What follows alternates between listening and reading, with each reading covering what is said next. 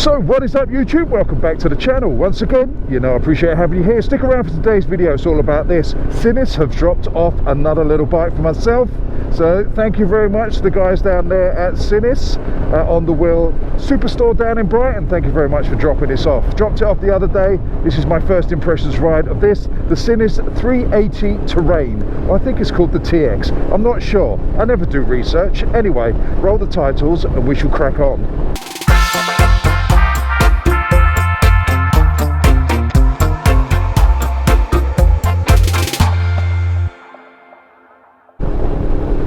Thank you very much for sticking around. You know I appreciate it. You know I do. If I could put my arms around all of you, I would. Apart from you, not you. You've got a restraining order. Right, so let's get on with it. It's the SINNIS 380. Yes, it's a first impressions for me, but there's many videos out there on this, and I haven't seen any of them. So it truly is an eye-opener for me. So this is just my opinion of how I get on with it, how I do the ride, and what it's all about. You know how it goes. Today I'm just riding. I'm using the Kalimoto app. I put in a random route of about 180 miles, so about 4.5 hours. We're just out on these country lanes, chilling, having a little bit of a laugh, and getting used to the little SINNIS. So let's get the pleasantries out of the way. As I said, thank you very much to SINNIS and On The Wheel Motorcycles down there in Brighton. I shall leave the link to their website downstairs in the descriptions box, and I shall also leave the link for this bike down there with all the specifications and everything like that as well.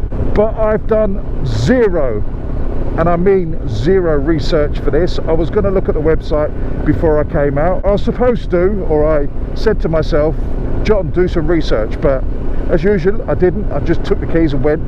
I could pull over now, let's be honest. I could pull over right here and look at the website, but I'm not going to, because I've got 4.5 hours riding to do. Well, I've got 4 hours left, and we're just going to enjoy the day. That's the plan. A little bit about myself. As you know, 6'2", wide in the shoulders, long in the legs, and now 17.5 stone. That's right, the cakes and the beers are back. I'm putting it on again. A little bit of stress eating, but that's another story. For this one, we're stress busting. We're out on a bike, one of the best stress busters you can ever have. And to be perfectly frank with you, I'm not even sure if this video is going to see the light of day, because we have some problems at the moment with this bike. We do. And I'm not sure if it's fair if I bring this video to your attention. But if you are watching it, it means that all terrains are like this. There's some problems with this, and I'm going to let you know. I may have found a bike that I don't actually like. Right, so what I'm going to do is I'm going to do this review, but I'm going to tell you a few things about this bike before I get into the review, because it could just be this bike. I think I found a bike that I don't actually like that much.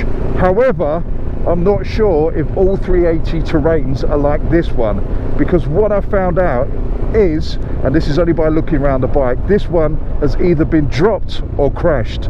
So whoever had it before me, or maybe before them, I don't know. I'm not accusing anyone, I'm just saying, whoever's had it, they've had a little spill on it. There's some telltale marks, but the problem is, mainly with this one, is the throttle.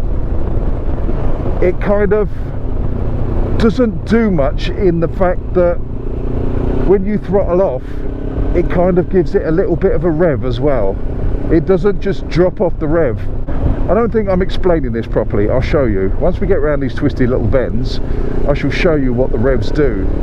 And it's not too bad on a road like this, but when you're in traffic and you're constantly on and off, or you're blipping the throttle on the downshift, it's a problem on this bike. So let me find a safe place to pull over. Not on a bend, obviously. That'd be a foolish manoeuvre.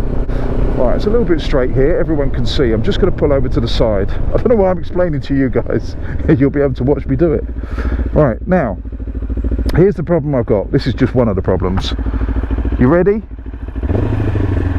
It just hangs on, watch. And I'm not sure if it's just a slow motion thing, where the reaction from there to the engine, it just doesn't do what your throttle hand's doing. So this is what I'm saying, if all terrains are like this, the 125 wasn't, and all the other SINNISes I've ridden are not like this. So I'm assuming where it's been dropped that there's something wrong with this. And it does that when you change gears. It just hangs on to that rev slightly. So when you're changing down gears, if you let out the clutch a little bit too soon, you've got to really slowly guide it out, otherwise it just goes forward a little bit. And this engine has zero braking, no engine braking whatsoever, even though it's a twin, a parallel twin. And you might have noticed this is another thing. I'm going to get the negatives out of the way, then we're going to get on with the ride. This TFT screen, it's a lovely little screen, but it randomly changes colour. I don't know why. There is a little sensor here, so if I put my thumb over there, that should change to night mode, which is the black screen. I get that, the black screen's night mode. Take it off, and then it goes to this chav screen, gold. I mean, who in their right mind wants a gold TFT screen? It's bloody horrible. But each to their own. If you like that, that's fine. But I've been riding around with a white screen, and sometimes it goes to this screen, and then every now and again it goes to the black screen. So on this ride, this will change constantly during the ride for no apparent reason. I can understand if you go under a bridge, trees, tunnels, it might go to black, but you could be riding down a perfectly nice road like this and it suddenly changed colour. So I'm going to put that down to the drop as well. Obviously this mirror here, if you look at it, is slightly up in the air compared to that one. So that's the clue. That's the clue I found out that it had a little drop, because I thought that's a bit weird. I'm trying to adjust this mirror, but this one seems a bit weird. And then I thought, hold on a minute.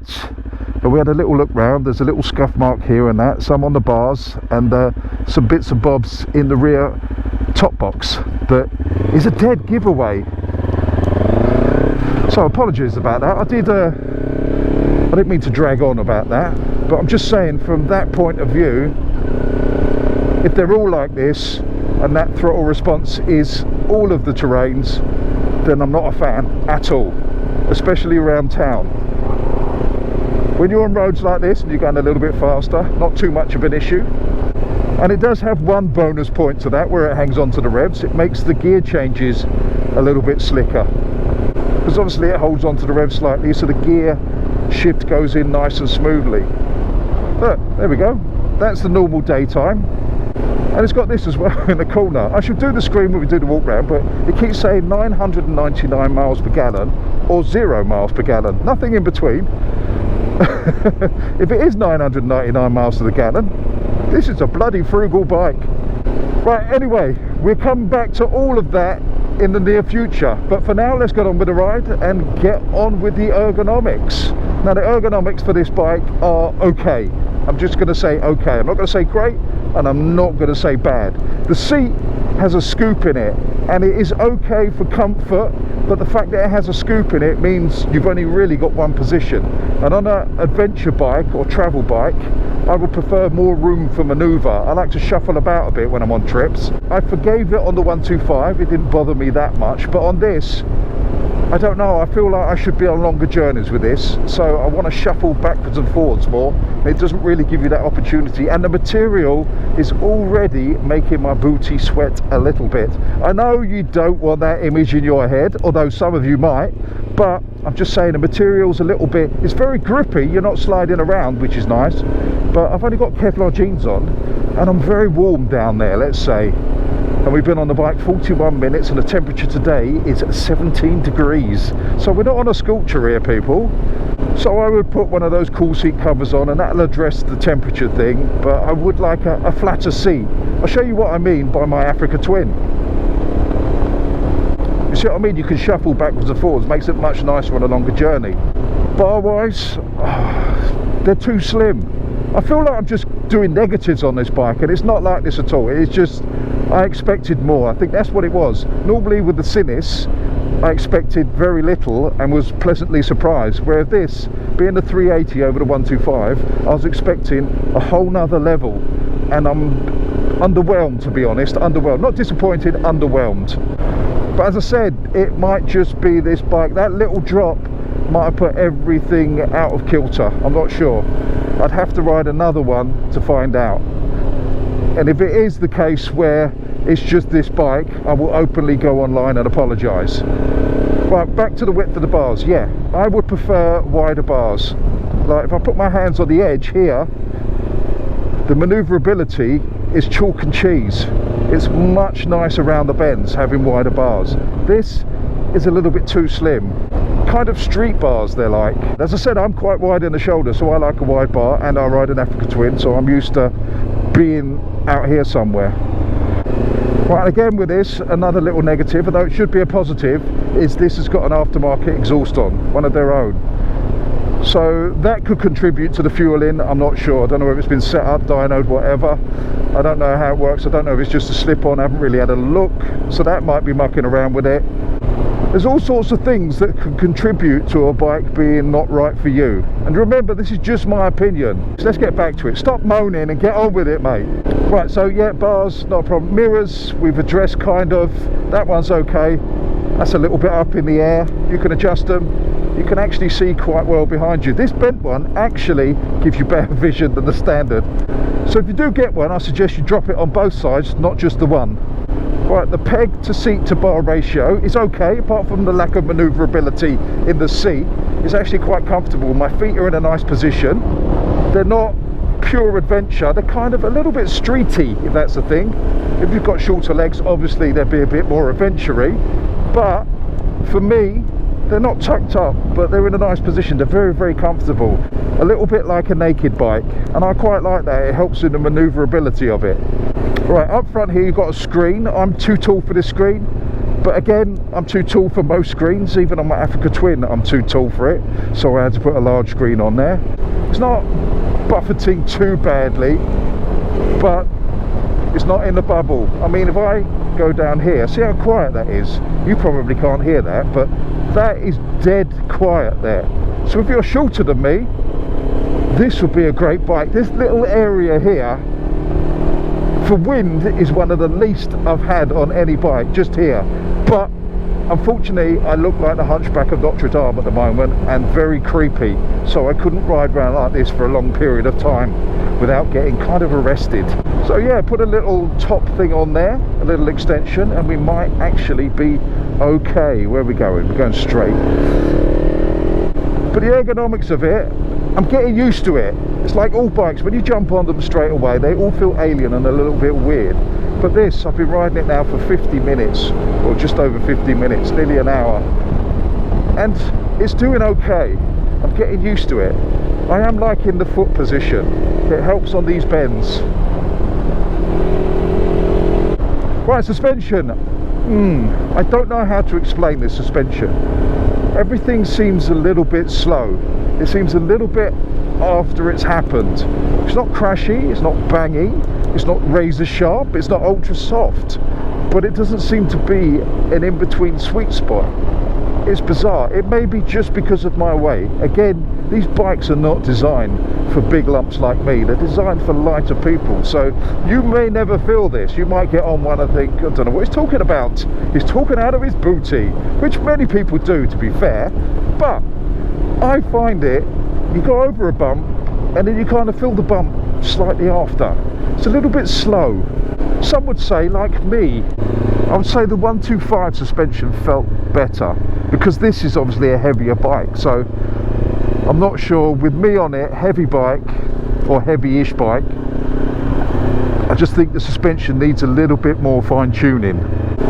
Doesn't mean you can't have fun though, I'm just saying, doesn't mean you can't have fun. Right, so that brings me on to handling.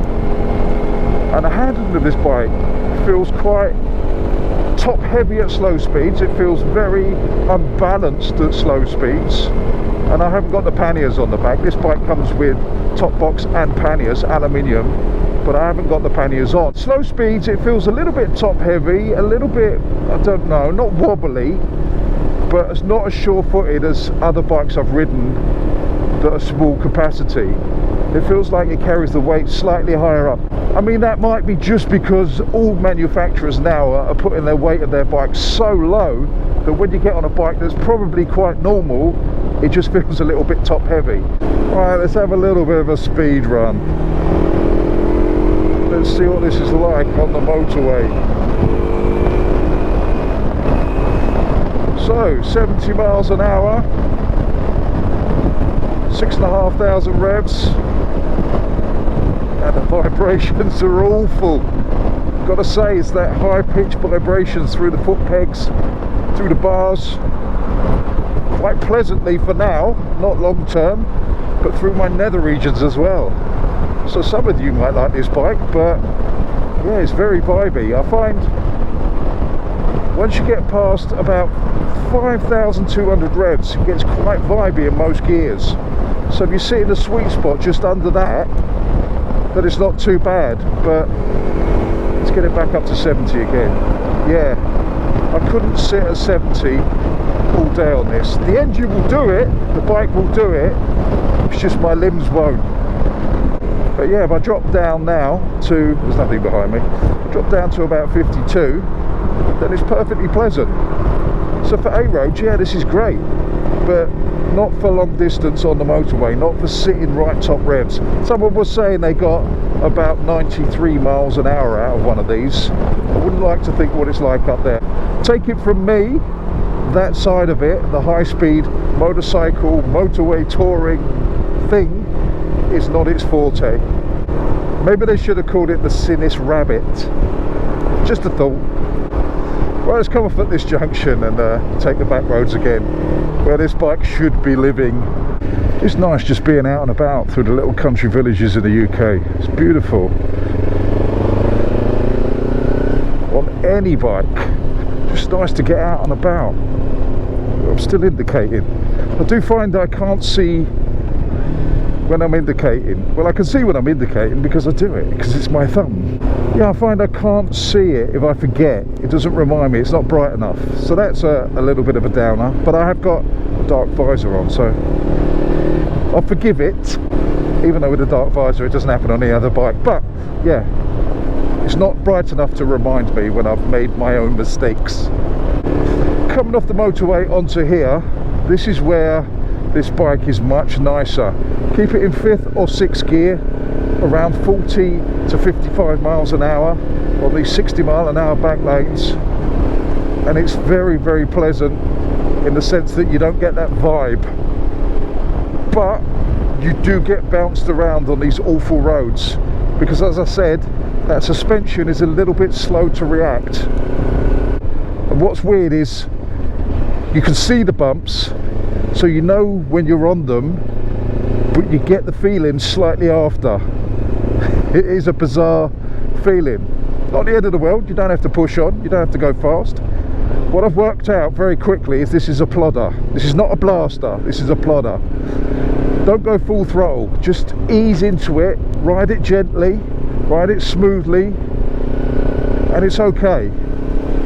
If you start pushing on and going for it, you find its shortcomings quite quickly. But for me, it's the seat is the worst thing. The fact that I can't shuffle around. It's really starting to get on my booty. And obviously that's something that doesn't change on any of the terrains. They're all the same. That's nothing to do with it being dropped. We are having a little bit of fun, don't get me wrong. It is suited more to these back lanes than it is to open sweeping roads. Although if these roads were really, really smooth, this bike would be okay, it'd be sublime. Well, that's pushing it. It will be a lot better than it is. The problem with these back roads is they're so bumpy, it shows up the faults in that suspension. I didn't want this to be a negative review. As I've said on many, many videos, there are no such thing as bad bikes. So this isn't a bad bike by any means, it's just not for me. I'm just not getting on with it. I come from adventure bike background, if that makes sense. I've had CB500Xs, I've had 2 Africa Twins. When I did my 2 USA trips, I had a Triumph Tiger and I had a GS 1200. So that's the kind of bike I like to do distance on and travel on. And I'm afraid to say, this doesn't live up to my expectations of an adventure bike. It's more like a street bike, a quite soft street bike. I think this engine in a naked bike would be okay. Just make that suspension a little bit more, what's the word? Just make it so it gives you a little bit more feedback. I think that's what I'm trying to get at. Just all feels a little bit disconnected from the rider. The brakes do as well. Front brake is a little bit wooden. It's nice that it's got an adjustable brake lever on. I mean, there's nothing wrong with the brakes as in the sense that you don't feel like you're not going to stop. They work. They just lack a little bit of feel. Same with the foot brake, it just all lacks a little bit of feel. It's like they've rushed to get this bike through to capitalise on the adventure bike market. It just needs fine tuning in a lot of little areas, and I think it'd be a great bike. I don't know with this one. I kind of like it and I kind of hate it. The screen, when it's normal, I like it. When it's gold, I hate it. The seat, when I want to be in this position, I like it. But when I want to be in other positions, I hate it. Suspension, I neither hate nor love. I don't know, this is a weird one. You can guess that I wouldn't have one. I would have the 125 over this. If I'm brutally honest, if you gave me the choice of the two, if I rode them back to back, or if I was to do a long journey that I didn't have to go speed at, obviously I'd take this if I was in a hurry because it goes faster, that's obvious. But as a bike, I actually prefer the 125. I had more fun on it, and I just felt it's a better package for what you get. This is 4,800 and it comes with all the luggage, so bargain wise, yeah, you get a ready to go round the world trip. And I would say go and ride one for yourself, don't take my word for it. As I've said on all my videos, these are just my opinions. You might get on it and love it. These are just things that happen. As I said many times on this video, hopefully it's just because of that little fact that has been dropped that's making it so negative. And I don't mean to be. You know I'm a positive guy, and it is a good bike. I mean 4.8 for this with full metal luggage. That is pretty good. And looking at the screen, there's Bluetooth connectivity as well. I did try earlier, but I couldn't set it up because it needed a PIN code, and I didn't know where to get that from. I will assume that's kind of in the manual or something like that. But if I was to stick between 40 and say 55 on all roads all day, I could probably get on with this bike. It's just I don't like it in traffic, just because of that throttle thing. The clutch is okay, it's nice and light. Well, it's not super light, but it's okay. It's manageable, doesn't make my wrist hurt. And when you get up and going on roads like this, I'm 6th gear now, 36 miles an hour, down at 3,500 revs. It's really nice through the sweeping bends. It all feels right. You haven't got that vibe. It handles okay. Just taking it in, looking at the countryside, cruising around. It's beautiful in this little sweet spot. It really is good at this sweet spot for me. But I can't ride in this sweet spot all day. Sometimes you've got to push on and have a laugh. I did read somewhere, or someone told me, I can't remember, it's about 35, 36 brake horsepower. So not masses of amount, but enough to get you going. I feel like I'm being bad on this bike, and I don't want to be. SINNIS, if you're watching, I'm sorry. Please give me another bike. I do love you. You know I do. I've got to say, SINNIS as a company are absolutely spot on. They never say just give us a good review or anything like that. To be fair, none of the manufacturers say just give us a good review. They're pretty good. They drop the bike off. The guy that does delivery is a real nice guy, real friendly. The whole team down on the wheel, SINNIS, are great. So I'm going to go with that. SINNIS Motorcycles, you know I love you. But this, oh, we're struggling with this one, my friends. Hopefully I can get another one of these, make a comparison, and hopefully I'm wrong. I'm praying that I'm wrong. Or I'm praying that it's just my opinion, that I just don't get it. I just don't understand it. As I say, I want to be positive about it, and the positive thing I would say is go and test ride one for yourselves. Don't take my opinion on it. I don't know what I'm talking about. I do, sometimes. Not often, but sometimes. This, to me, no, I don't like it. I think I finally found a bike that I don't really like.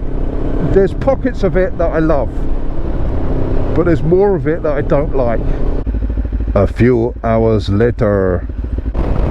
This is definitely not what this bike is designed to do.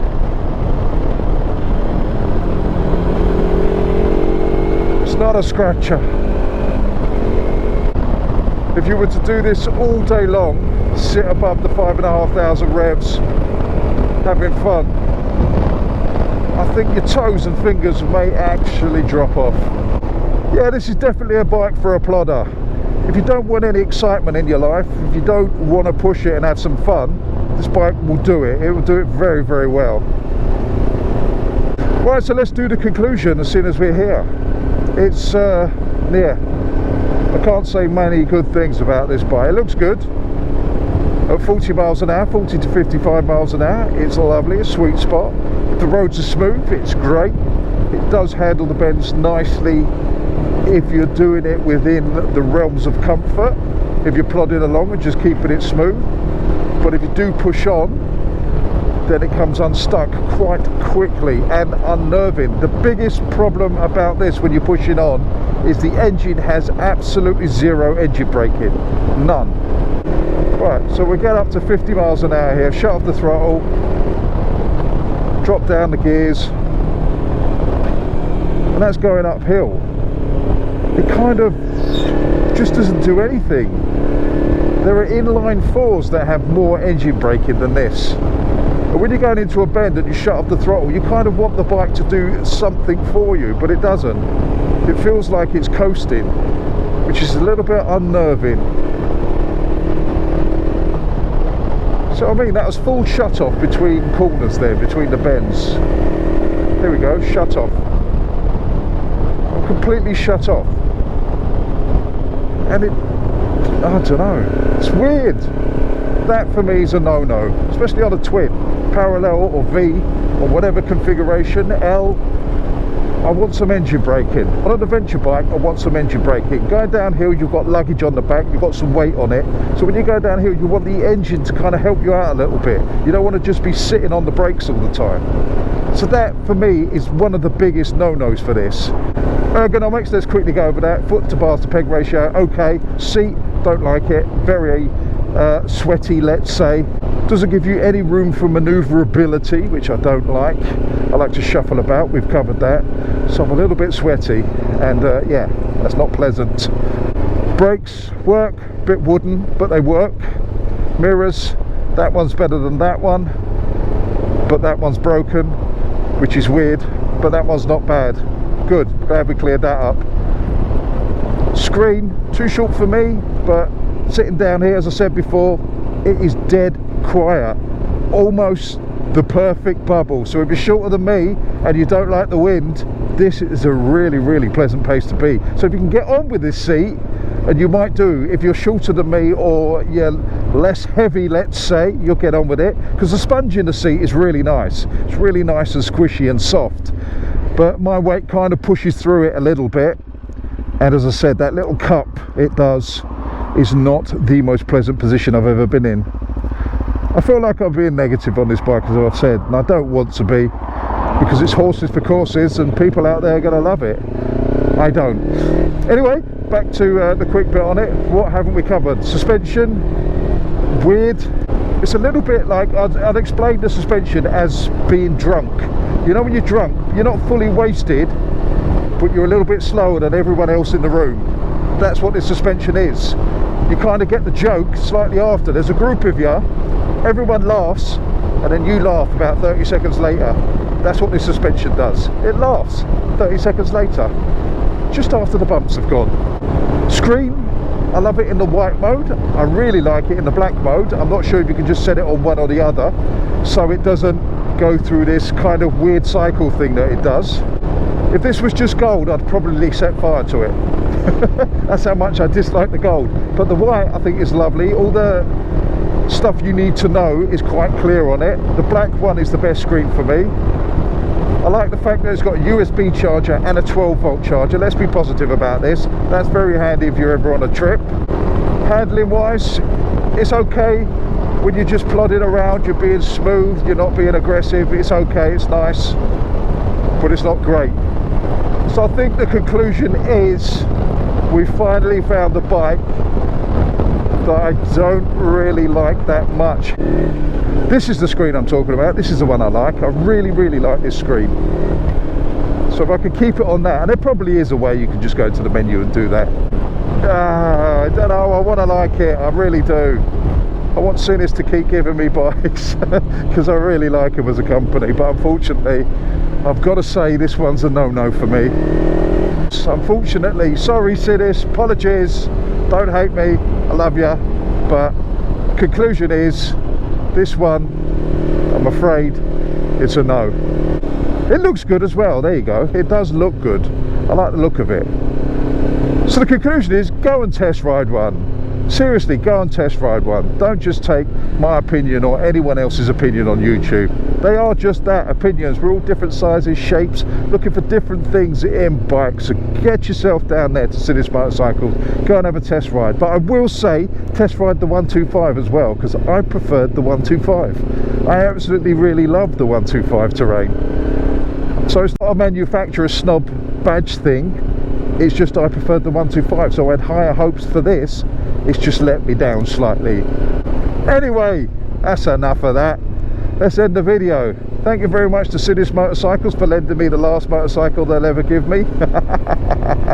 And thank you to On The Wheel down there in Brighton, where they're based. I shall leave a link to their website downstairs in the descriptions box, and also all the specifications of this bike down there as well. That just leaves me to say, what a beautiful day, absolutely stunning. Doesn't matter what bike you're on, whether you love it or hate it, riding around the UK countryside on a day like this, it doesn't really get much better than this. So, let's end it. Don't forget to subscribe, to like, to share, do all those things that you need to do. Also, hit that notification bell so you guys can get the drop on these videos. I shall see you on the next one. You know I love you all. Stay safe. Fish out. Get all your bags, get out my house. I don't want your stuff around. I never did you wrong, but you did me wrong. So go ahead, get gone. Get all your bags, get out my house. I don't want your stuff around. I never did you wrong, but you did me wrong. So go ahead and get gone.